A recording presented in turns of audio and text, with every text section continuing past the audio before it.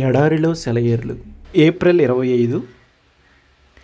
మగ్దలేని మరియయు వేరొక మరియయు అక్కడనే సమాధికి ఎదురుగా కూర్చొని ఉండేరి.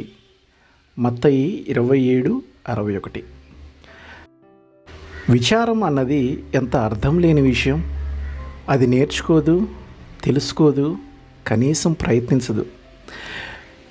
ఈ మరియలిద్దరూ కుమిలిపోతూ ప్రభు సమాధి ద్వారం దగ్గర కూర్చొని ఉన్నప్పుడు ఇప్పటిదాకా పునరుద్ధానోత్సవాలతో జయార్భాటంతో గడిచిన ఈ 2000 సంవత్సరాల గురించి వాళ్ళకి ఏమైనా తెలుసా?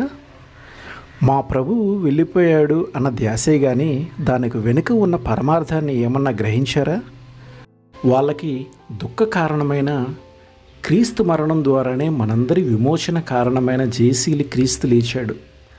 లెక్కలేనని హృదయాల అంగలార్పులో నుండి పునరుద్ధానం చిగురించింది.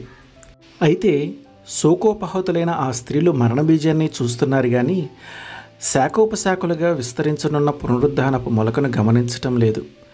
తాము ఏ సంఘటనను తన ప్రభువు అంతిమ శ్వాసగా భావించారో ఆ సంఘటనే లోకాధిపతిగా ఆయన అభిషేకానికి నాంది అని గ్రహించటం లేదు.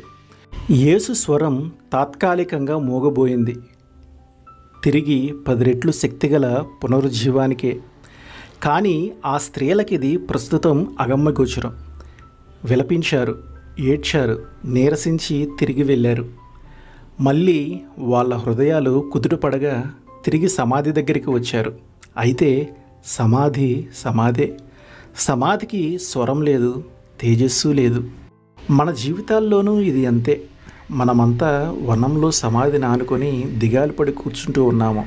ఈ దుఃఖానికి ఉపశమనం లేదు. ఈ దుఃఖంలో ఏ ప్రయోజనమూ లేదు. దీని ద్వారా నాకు చేకూరే లాభమేమీ లేదు అనుకుంటూ ఉంటాము. కానీ మన లోతైన దుఃఖం వెనుక, అతి భయంకరమైన ఆపద వెనుక క్రీస్తు నిద్రిస్తూ ఉంటాడు, తన సమాధిలో విజేతగా తిరిగి లేవడానికి. చావు పొంచి ఉంది అని మనం అనుకునే చోట మన రక్షకుడు వేచి ఉంటాడు. ఆశలు ఎండిపోయిన తావుల్లో ఫలభరితమైన ప్రారంభం ఎదురు చూస్తూ ఉంటుంది. పేరుకుపోయిన కారు చీకటిలో తిరిగి మరెన్నటికీ అస్తమించని చిరుకాంతి కిరణం తలుక్కుమంటుంది. ఈ అనుభవాలన్నీ మన గుండెలో నిండిన వేళ ఇక మన తోటలో ఇప్పుడున్న సమాధి ఆ తోట అందాన్ని పాడు చేయదు. అక్కడక్కడ విచారపు నీడలున్నప్పుడు మన సంతోషం ప్రస్ఫుటమవుతుంది. దేవుడు స్థాపించిన ఉల్లాసపు దీపస్తంభాల వల్ల మన విచారపు క్రీనీడలు కూడా అందంగానే కనిపిస్తాయి. ఆ నీడల్లో పూసిన పూలు ఇంపుగా కనిపించకపోవచ్చు. వాటిని కోసి మాల కట్టడానికి మనకు ఇష్టం లేకపోవచ్చు.